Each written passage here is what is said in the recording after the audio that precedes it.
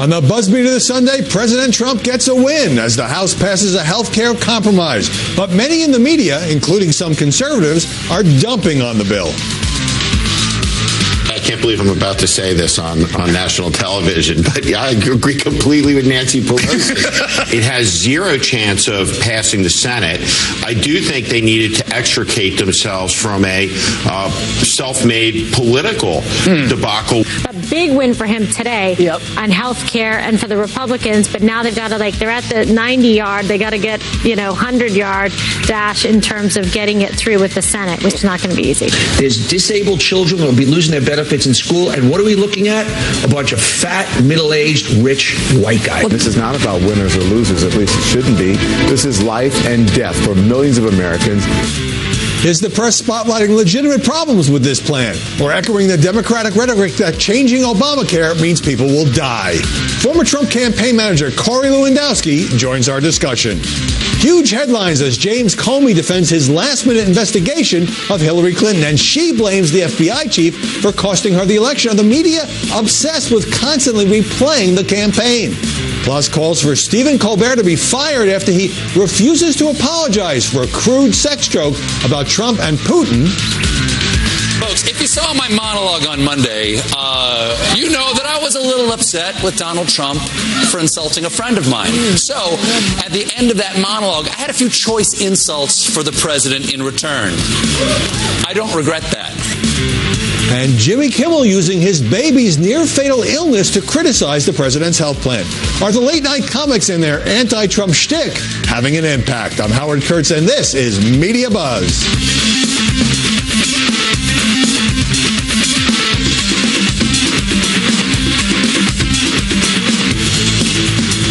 The press had repeatedly pronounced last rites for President Trump's effort to replace Obamacare, and there was a subdued and skeptical tone after the House pushed it through on a narrow party line vote.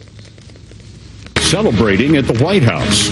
How am I doing? Am I doing okay? I'm president. Hey, I'm president. House Republicans resuscitate their health care plan. It died right here on the floor. Now it's come back to life like a zombie.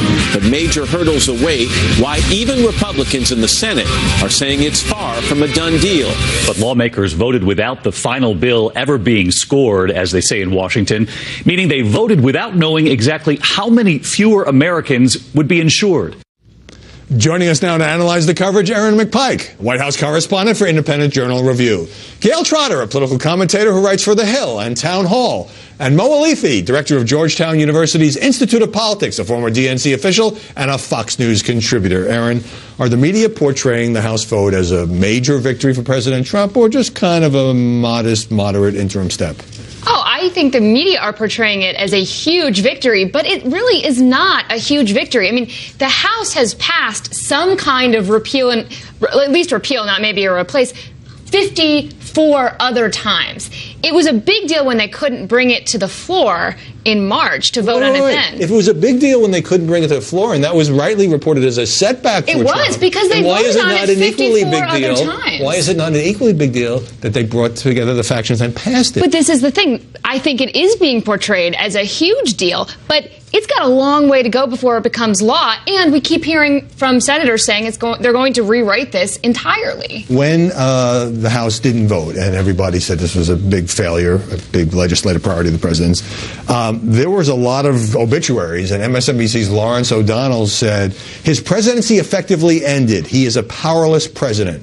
Bit of an overstatement in retrospect? Oh, certainly. And I would disagree with Aaron, too, because I would say that the media are not representing this as a victory. And like you said, the same media that were hooraying President Trump and the congressional Republicans for failing to get this passed in March are not giving him even the credit of a partial victory, which he is due. They are entitled to claim it as a partial victory. No. By The Hill, by the New York Times, by the Washington Post, by CNN, I have actually seen it called a huge victory. It is very much being portrayed as a huge victory, and it's just a step.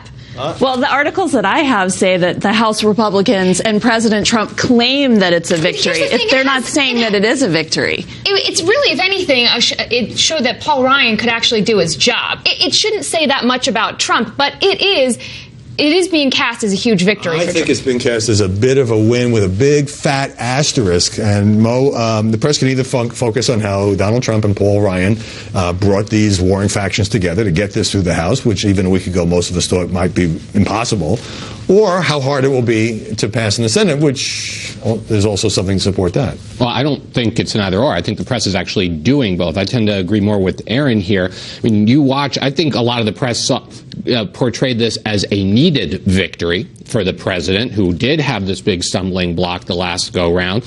But they are adding this asterisk that, you know what? There is a lot further to go. And we're hearing that today on one of the other networks this morning. Senator Susan Collins said Senate Republicans are going to start from scratch. They don't believe that the House bill will take care of people with pre-existing conditions the way the House leadership says it does. And so there is a long way to go. And I think that, at least, I'm a cable news junkie. I watch it all day in my office. Everything I've seen kind of pushes both sides of that. They have medicine for that, by the way. I know. All right. Now, but let's look at some of the more extreme claims that are being made. Let's put up a headline from the Huffington Post. This is right after the House vote. Banner headline, House votes to let them die. Doesn't this kind of inflammatory rhetoric kind of discredit the liberal side of the media? Let them die. Yes, and I do think that there has been a lot of going overboard on some of this coverage. But here's how I'd say that 30,000-foot view. When the vote didn't come, when they didn't have the vote in March, it was actually a lot about substance. People knew what was in the bill. The CBO had scored it, and it went down over policy. This time, the coverage was all about the drama for getting the win, and so little of it was actually about policy, except for the amendment that dealt with pre-existing conditions. Okay, but so aren't there legitimate questions for the press here, leaving aside the sort of let them die rhetoric, about how much pre-existing conditions will be covered, particularly in states that opt out? Is there enough money to pay for that coverage? How much will premiums go up? I mean, part of the press's job here is to be skeptical about what this bill would do. Right, and mark this day as an important event that I'm giving the Washington Post credit for calling 4 Pinocchios on the claim, the outrageous and spurious claim that sexual assault is a pre-existing condition. So even the press was widely repeated in a number of news lines. There's nothing in the bill about it. We can get into the nuances of, well, what if you need treatment or medication?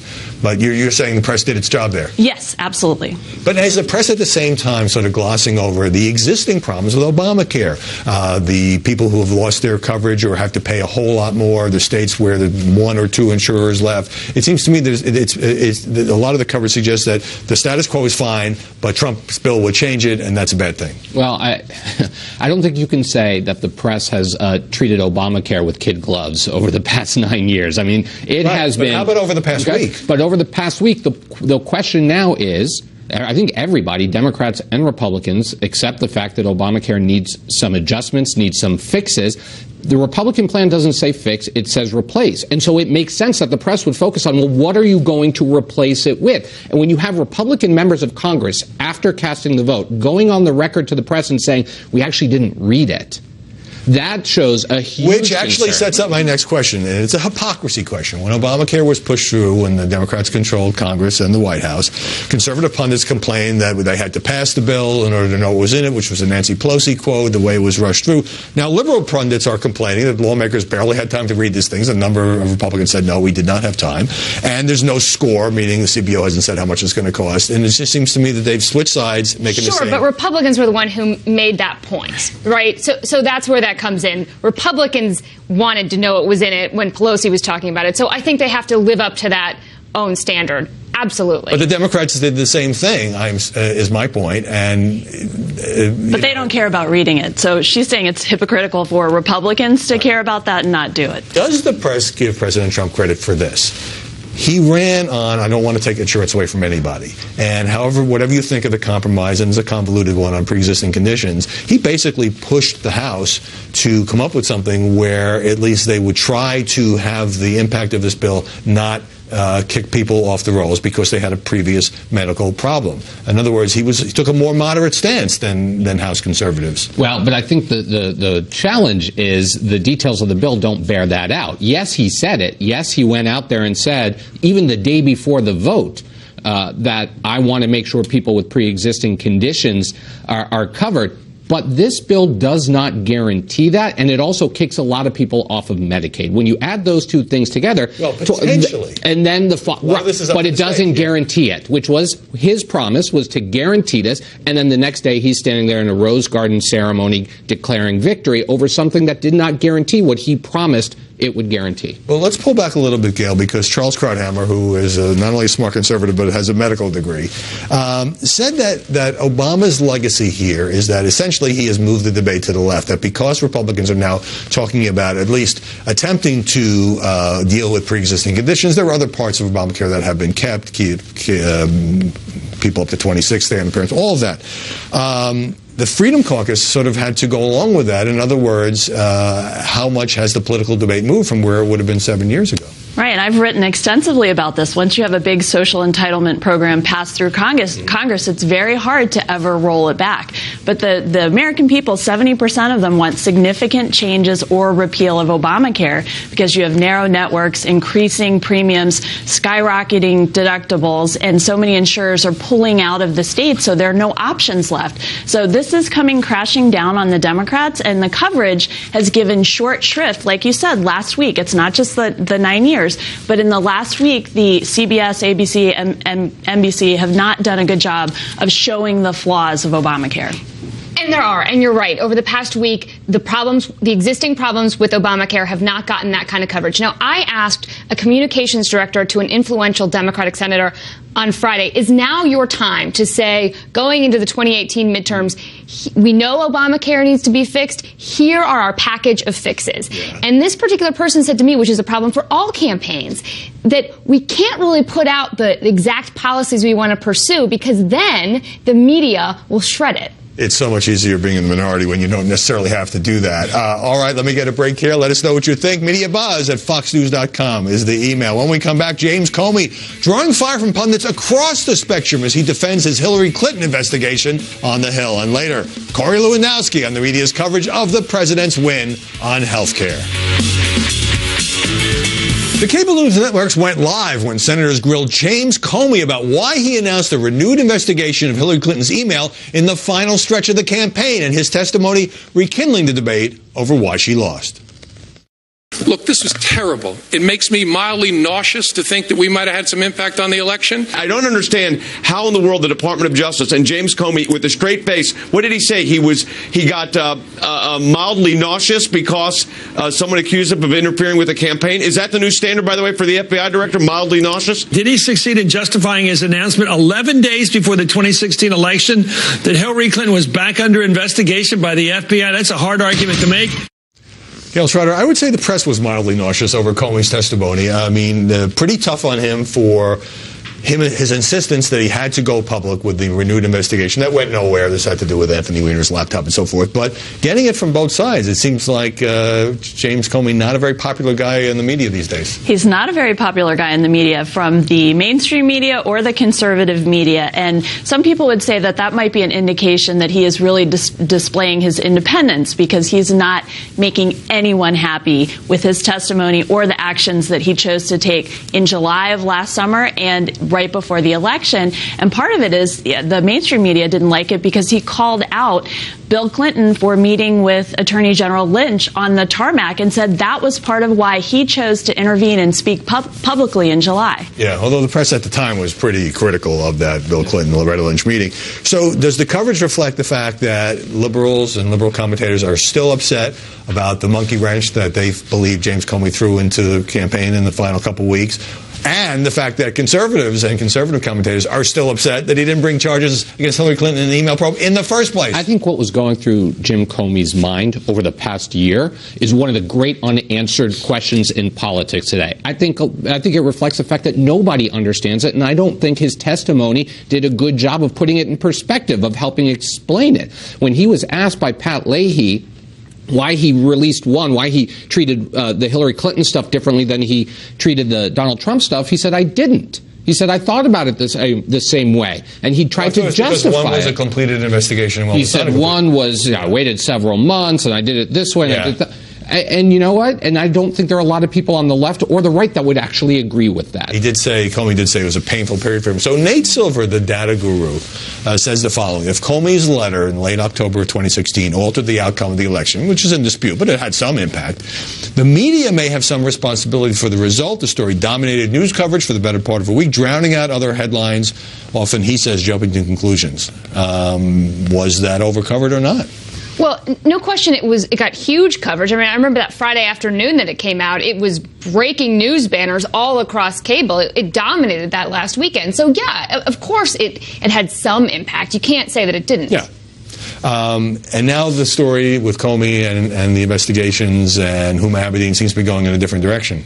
Right. The coverage is switching to the fact that this classified information was transmitted from Huma to her husband, who has had an open investigation, which drew the FBI's attention to it in the first place. So you do see this shifting from looking at Director Comey's decisions to the act of Huma and Anthony Weiner. Just briefly. So now we're all talking about Anthony Weiner, Huma Abedin, Hillary's emails, James Comey. It's like we're just, and Trump has gotten in on this as well. It's like we're still endlessly replaying this election. That we're also still talking about an open investigation at the FBI, the Department of Justice, the Senate and House Intelligence Committees about Donald Trump's campaign aides and their ties to Russia. So none of these issues seem to be going away right now. I'm just having answers. That's right. We don't have any of those I'm answers. just having a sense of deja vu. Well, listen, Comey has been indicating that he knows so much more than he's letting on, and he's not giving out any of those answers, and I think that's why he got some difficult coverage. Aaron McPike, Gail Trotter, Mo Alithi, thanks very much for stopping by this Sunday. Up next,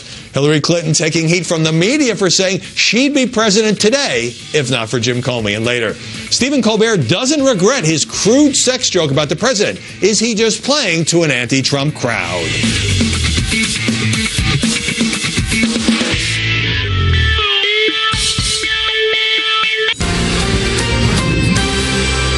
Trinidad, thank you for watching Fox on Columbus Communications. From their vibrant streets to picturesque beaches, Trinidad has something for everyone. Keep it right here.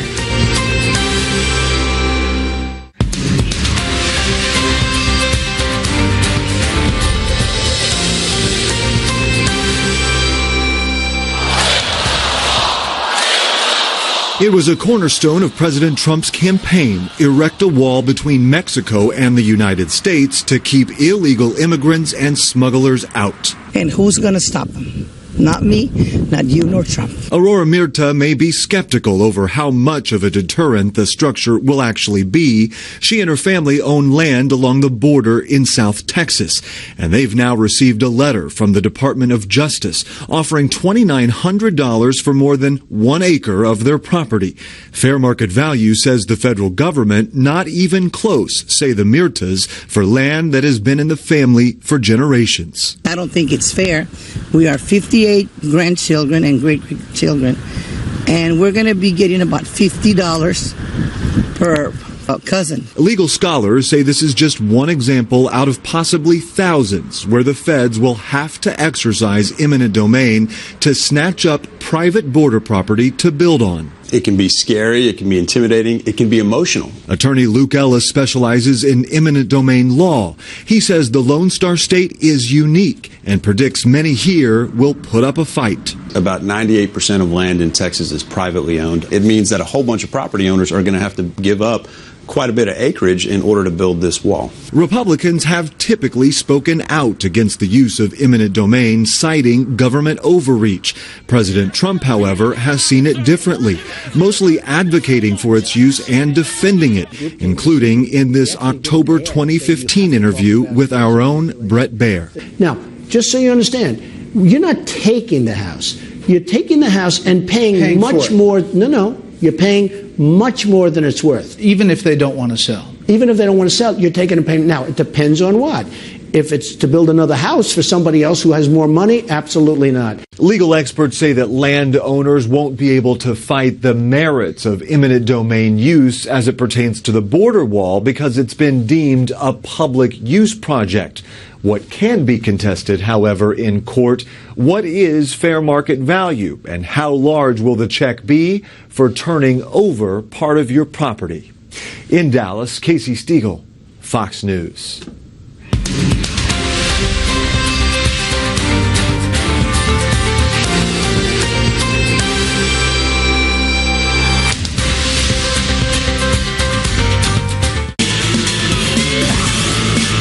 Hillary Clinton still pointing fingers over her loss to Donald Trump, especially at the FBI director for renewing his investigation of her email debacle in the campaign's final stretch. In a sit-down with CNN's Christiane Amanpour, the former First Lady said this.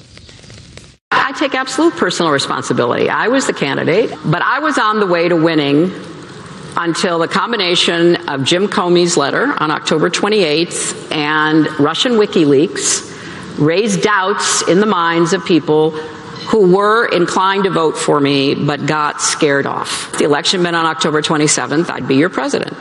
That was pathetic, I'll say it. I let me go out, I'll get killed. Everybody I have talked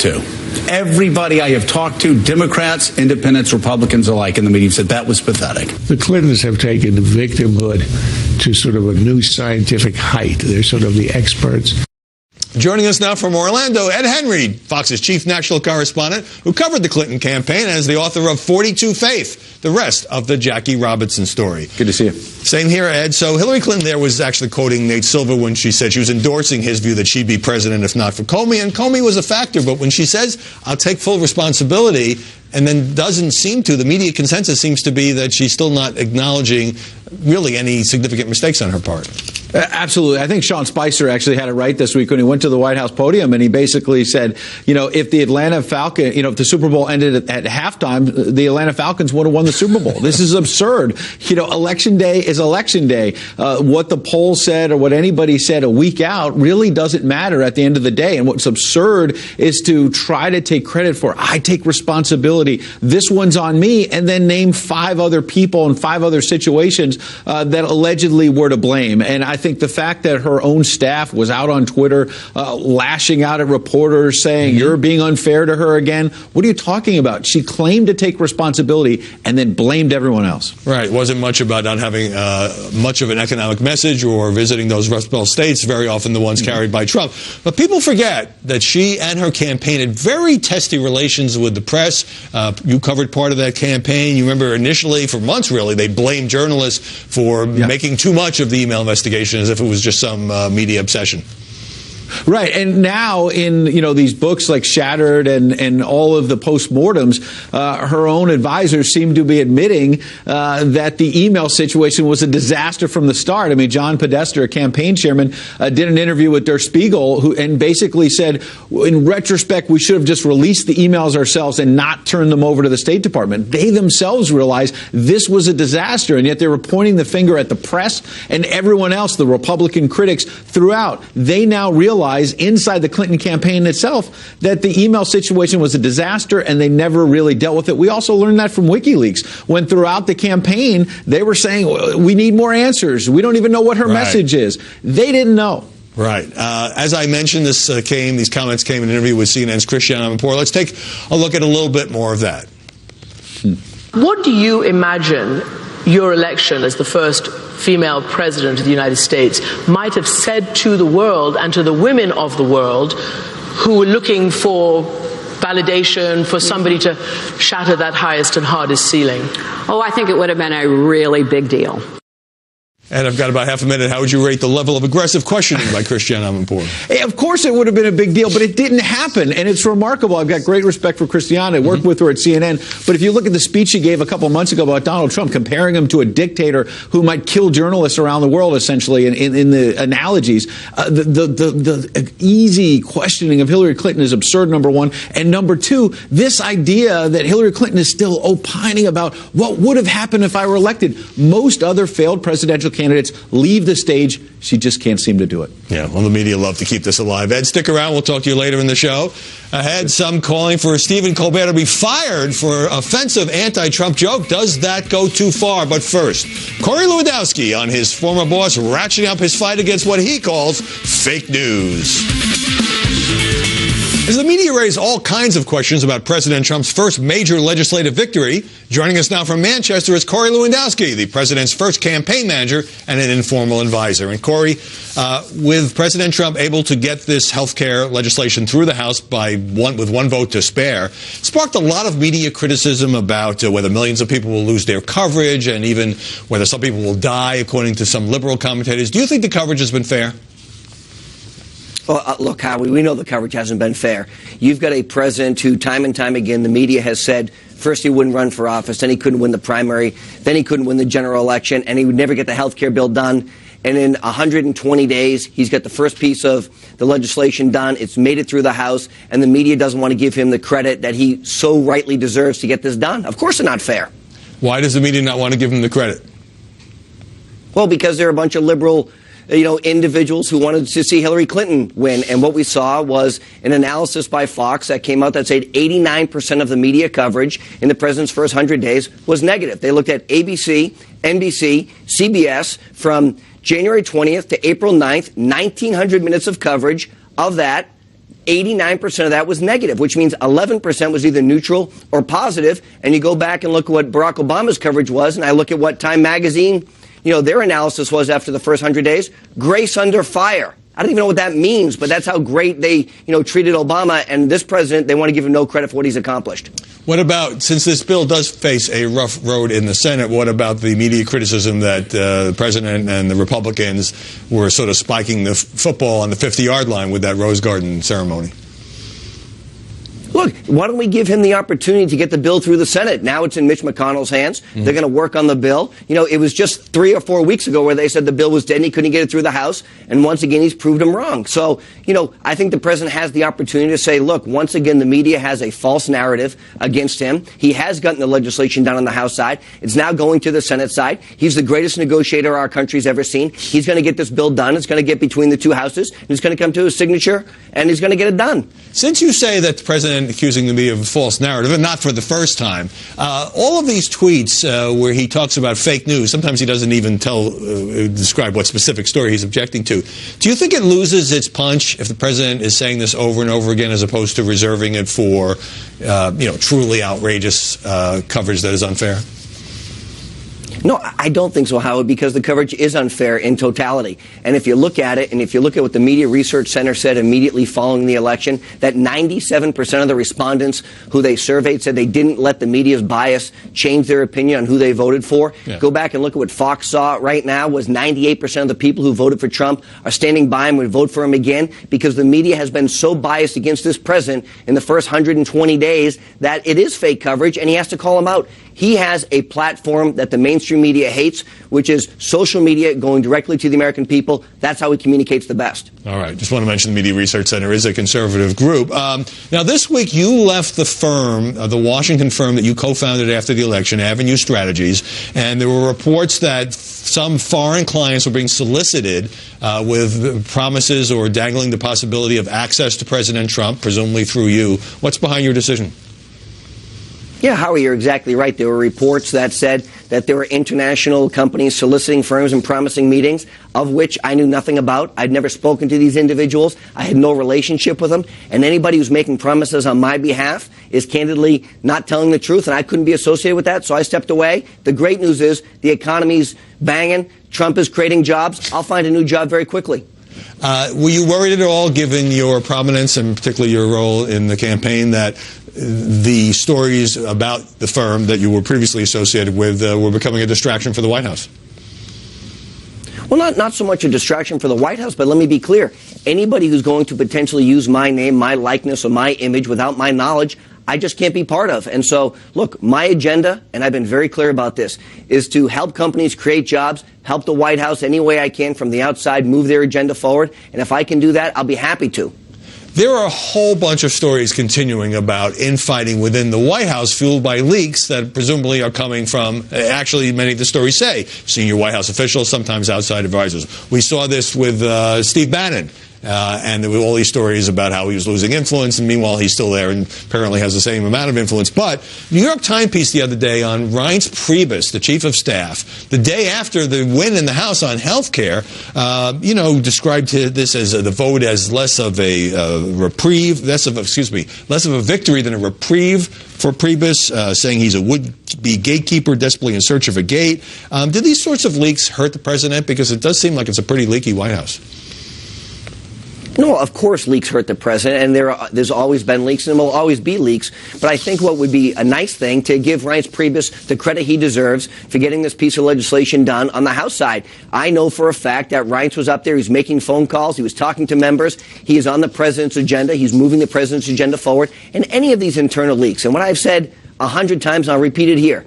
Anybody who is not on the president's agenda should not be working for the administration. They should not be working for the government, because there is one person's agenda that has to move forward. That's the president's. If you don't want to support his agenda and you're the person who answers the phones or you're the chief of staff, you shouldn't be in the government. And what we saw was Reince Priebus on the president's agenda, getting this health care bill done through Congress, at least on the House side for now.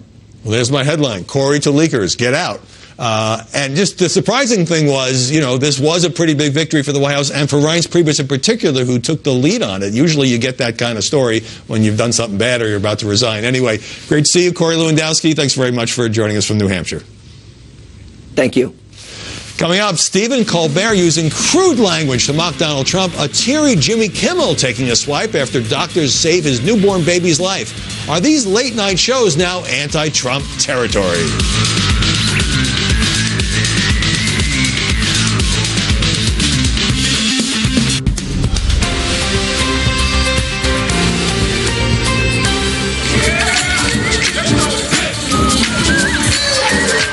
The legendary Harlem Globetrotters are on the road celebrating 91 years of family-friendly entertainment. Regardless what you're going throughout your life, just those 2 hours, you want to get a chance to see some great athletes, some great basketball, high flying, slam dunks, great dribbling, but family wholesome fun where we interact, where we pull you out, where we do the YMCA, we dance with kids, we get the kids active, we get the parents active, and we create that family environment. Organization, we have traveled to 122 countries and territories, creating positive memories that last a lifetime. So it's a beautiful feeling each and every day we get a chance to do that. For this 2017 tour, things are a little different. We're the innovators of the game of basketball. We started the alley-oop, the three-man weave, and we have something called the 4-point line, which is 30 feet from the basket. So we used to have a 4-point mat, but now we have a 4-point line. So watch out for that. Firefly the buzzer for the lead! And they give back to the communities they visit. We would like to invite you to play with us at Madison Square Garden. We go beyond the basketball court. We have community outreach programs. We have ABCs of bullying prevention, and we go to schools and talk to kids about how to deal with bullying in school, outside of school, and with social media. Also, we have our Smile Patrol, and when we go to pediatric units. In Hollywood, Michelle Polino, Fox News.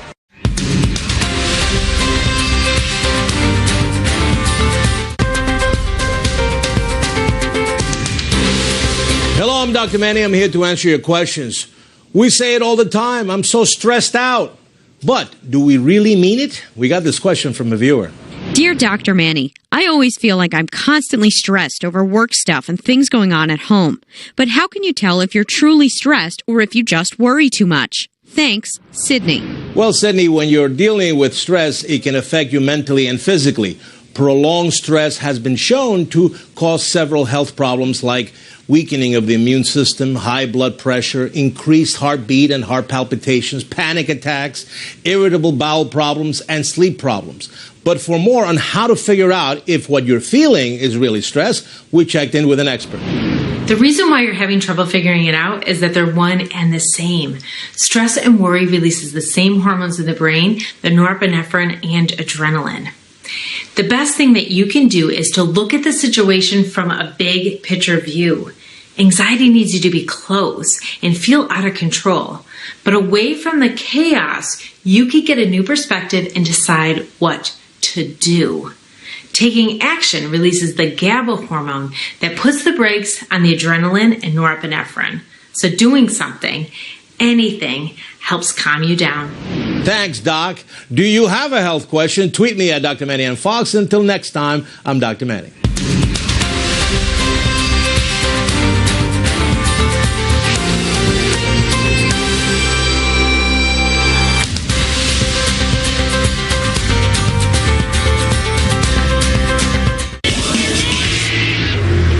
Stephen Colbert is the most anti-Trump voice in late-night TV, and this week he told an outrageous joke that prompted calls for his firing. You talk like a sign language gorilla who got hit in the head. In fact, the only thing your mouth is good for is being Vladimir Putin's holster. Your presidential library. Colbert responded to the storm of criticism by saying he had no regrets. I have jokes. He has the launch codes. So it's a fair fight. So while I would do it again, I would change a few words that were cruder than they needed to be. Joining us now to talk about Colbert, Jimmy Kimmel, and the comedians skewering Trump in New York, Marisa Guthrie, television editor for The Hollywood Reporter. And here in Washington, Carly Shimkus, a reporter for Fox News Headlines 24/7 on Sirius XM. Marisa, so Stephen Colbert has revived his ratings, dug himself out of last place by bashing President Trump. That ugly joke, in my view, was beneath him. Why couldn't he have just said, "I'm sorry, I went over the line"? Well, he has said nothing is off limits when it comes to Trump. I think he knew what he was doing. I personally did not like that particular joke either, and I think some of the critics of it have a point. But he has raised his ratings and his buzz by doing exactly what he was doing, by bashing Trump. So he's not going to apologize for it. Right. Well, Colbert is a talented guy, but I don't understand why he had to go into the gutter. And Carly, he actually has brought back his old Comedy Central character to continue dumping on Trump. Could he be alienating part of his audience, or are conservatives just not going to watch Colbert anyway and he's playing to his crowd? Yeah, I think it's a little bit of both. The Trump bashing here is off the charts. Quite literally. There was a recent study that found that the president has been the butt of more jokes during his first 100 days in office than the previous 3 presidents during their first year in office. And it used to not always be that way. Comparable, but he certainly has been a big, fat target in late night. Absolutely, yeah. And it used to not always be that way. I mean, Letterman even said that Johnny Carson didn't like to talk about the Vietnam War during his show because he saw a distinction between late night TV and the evening news, and that distinction no longer exists. And it is alienating a whole lot of people. And Marisa, with some activists throwing out the hashtag Fire Colbert, calling for an advertiser boycott, does that go too far? Is that not called for in this situation, in your view? Well, I mean, look, I think we're at a point in our history where, like, boycotts are called for every 5 minutes. So Right. I think they lose their impact when somebody's always objecting to something someone is saying somewhere. And Stephen Colbert is a late-night comedian. He's obviously an anti-Trump late-night comedian. Mm-hmm. The people who are saying he should be fired are not his fans. Right. So the people in his audience, the people watching his show, don't think there's anything wrong with the Trump bashing. Right, although I wonder how some of them would react if those kind of jokes had been told about Barack Obama. Yeah. I mean, but look, I'm not a fan of boycotts. Let people vote with their remote controls. Right. Now, also this week, Jimmy Kimmel had a very heartfelt moment. We're going to play a little bit of that for you. You've probably seen it because it's been so viral. But he also injected politics in it. Let's take a look. Dr. Starnes opened his chest and fixed one of the 2 defects in his heart. He went in there with a scalpel and did some kind of magic that I couldn't even begin to explain. He opened the valve and the operation was a success. It was the longest 3 hours of my life. President Trump last month proposed a $6 billion cut in funding to the National Institute of Health. If your baby is going to die, and it doesn't have to, it shouldn't matter how much money you make. So it must have been so traumatic to go through the possibility of losing your newborn baby. Absolutely. My heart goes out to Jimmy Kimmel, and I hesitate to criticize him. But then at the end, he brought in Trump budget cuts, kind of made a pitch for Obamacare. Should he have blended his personal trauma with politics? You know, this moment with Kimmel was far less political to me than anything that Colbert is doing. The White House even responded and said that, yeah, they kind of agree with what Jimmy Kimmel is saying with, the coverage of pre-existing conditions. So I would have to say that what Kimmel did, and I understand the criticism there, is far less egregious than the insult lobbing Colbert that right. Marisa, Kimmel is also a Trump critic. We saw that at the Oscars. And some critics of his are saying, well, he's rich, he's an elitist, this sort of thing doesn't affect him. And why did he have to take this authentic moment and make it political? Your thoughts? Well, I think he genuinely felt that he had an opportunity to say something. And he was saying this during the week when the House was passing their second version of the American Health Care Act, mm-hmm. which, as he noted, has deep cuts for the National Institutes of Health. So I think that his grief and relief was genuine, but I also think that he genuinely is concerned about these things. And, just because he makes a lot of money and doesn't have to worry about health care doesn't mean he can't have concern for the other people who don't. That's a fair point. By the way, for all the focus on the Colbert's sex joke. Bill Maher the other night suggested basically incest between Donald and Ivanka Trump. And it was just awful with a certain hand gesture, and it hasn't gotten as much attention, but I just wish none of them would go there. And so finally, Carly, Samantha Bee, John Oliver, Trevor Noah, Seth Meyers, virtually all the late-night comics except for Jimmy Fallon are now anti-Trump. What does that say about that part of the media world? Well, it's almost as if you don't bash the president, you can't sit at the cool kids table at the Hollywood high school. And you're right, Fallon is actually getting a lot of criticism for not making fun of the president enough, right? Which is very interesting. I mean, they're clearly trying to play towards young voters, young people who are, not very fond of the president, the millennials. But at the same time, like I said before, they're alienating a whole lot of other people. Right. I mean, I'm all for comedy and comedians having leeway, but it does seem like you're right. In the office of the presidency, no longer. Well, there is that. All right, Carly Shimkus, Maritza Guthrie, thanks very much for joining us this Sunday. Appreciate it. After the break, President Trump says the fake media are officially out of control. What's behind that? We'll take a look.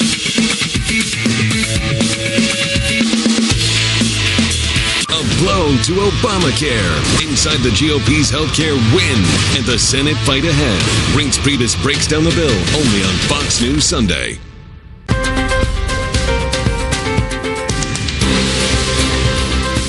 Hello, this is Fox Extra, and I'm Lauren Simonetti. We're all told that healthy eating is the way to go, but some take it to the extreme, becoming so focused on what they eat they have no time for anything else in their life. Fox News Medical Aid Team's Dr. Manny Alvarez has more on what is becoming an eating disorder. It often starts out as an interest in learning how to eat healthy, and ends up with a person focusing all their energy controlling every piece of food going into their mouths. The National Eating Disorders Association says it's similar to anorexia nervosa and bulimia. But in orthorexia nervosa, instead of targeting the quantity of food, the person spends all their time focusing on what they eat. What's happening now in the culture is a obsession with getting foods that are clean and pure. And so as opposed to the traditional eating disorders where one is driven to be as thin as they possibly could be, that's sort of the motivation. In orthorexia, the motivation is to be as clean and as pure and as natural as possible. Nutritionist Sandra Kronberg says this condition is not about what people put in their mouths, but what happens after a person's diet takes over their lives. When it becomes tormenting, the degree to which it torments you and takes up time, space, and energy in your life, that's when we're starting to look at it as a disorder, where it's not just I prefer to eat things healthy, but I'm flexible enough that I know my body will take good care of itself if I have to eat regular bread or white bread or regular pasta, as opposed to narrowing and narrowing down the spheres in which I can go that only serve organic, dye-free, gluten-free, sugar-free, chemical-free foods. Talk-based therapy is the standard treatment. But Kronberg says there has also been success in getting patients to give up a little control over what they eat. It's one thing to talk about how you're afraid to eat something or you don't want to eat something or what happens to you. It's another thing to sit with somebody and actually watch how they begin to shake when a certain food gets put in front of them.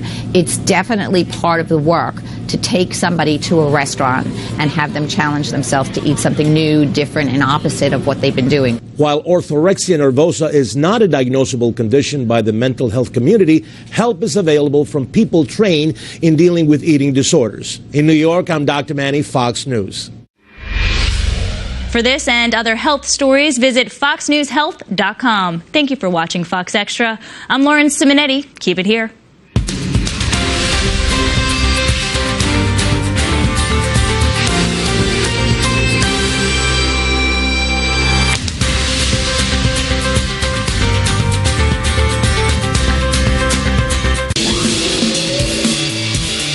President Trump keeping up his assault on the mainstream media, tweeting the other day, 2 minutes after the morning shows came on, the fake news media is officially out of control. They will do or say anything in order to get attention. Never been a time like this. And we're back with Ed Henry.